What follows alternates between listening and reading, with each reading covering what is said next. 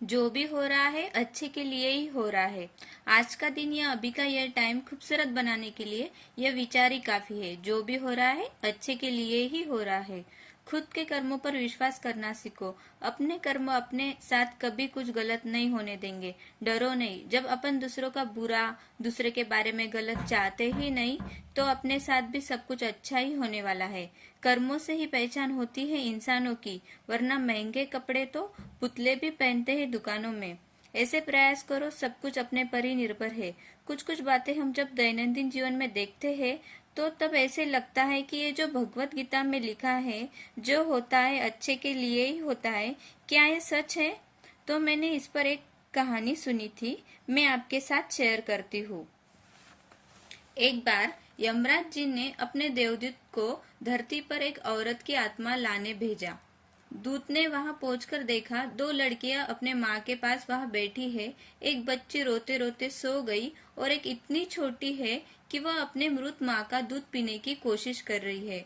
और इन बच्चियों के पिता पहले ही इस दुनिया से चले गए थे और इनके पास अपने परिवार में वो एक माँ के अलावा कोई भी नहीं था। दूत को उन पर दया आई और दूत वापस चले गए, उनके माँ को लिए बिना ही।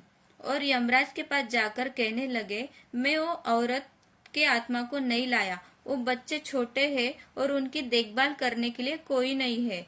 देवदूत ने यमराज से कहा, ऐसा नहीं हो सकता क्या कि कुछ दिन और उस औरत को जीवन दे दिया जाए? यमराज ने देवदूत से कहा, तुम तो भगवान जी से भी ज्यादा समझदार हो गए हो। भगवान जी ने सबके जन्म और मृत्यु का उचित समय लिखा है।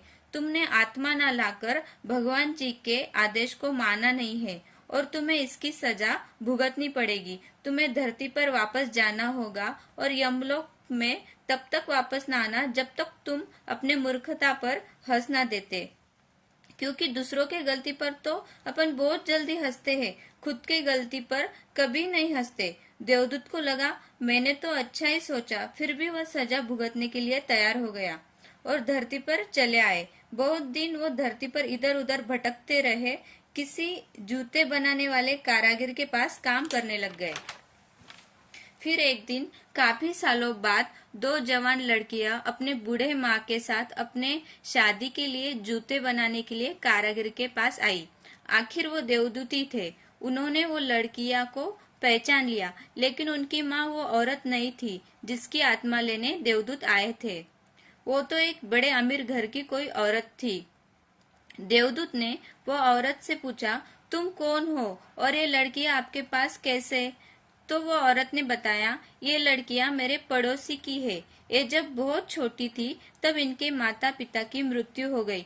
तब से लेकर मैं इनका पालन कर रही हूँ और यहाँ के राजा के बेटों के साथ इनका विवाह होने वाला है। तब देवदूत के समझ में बात आई कि वो औरत के पास अगर ये लड़कियां रहती तो इनकी पूरी जिंदगी बहुत ही गरीबी में गुजरती।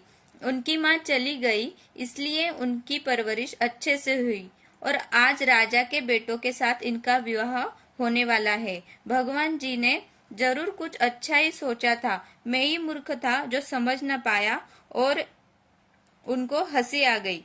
तब उन्होंने सोचा कि बुरी बात भी अच्छे के लिए हुई है और वो यमलोक वापस चले गए।